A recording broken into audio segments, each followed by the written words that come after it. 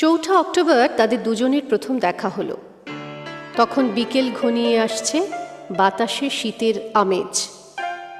10ই October তাদের দীর্ঘক্ষণ কথা হলো টেলিফোনে। সেদিন ছেলেটি নতুন কেনা টবে গোলাপের চারা লাগালো। 30শে অক্টোবর রেস্টুরেন্টের নিরালা কেবিনে ছেলেটি বলল, তোমাকে আমি ভালোবাসি।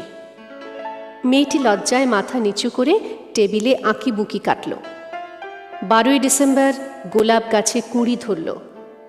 মেয়েটি রেস্টুরেন্টে ছেলেটিকে জিজ্ঞাসা করল, কেন ভালোবাসো আমায়? আমি সুন্দরী তাই? তোমার চেয়েও সুন্দরী আছে কত। আমার বাবার প্রচুর অর্থ তাই? তোমার বাবার চেয়েও বড়লোক এখানে কম আছে।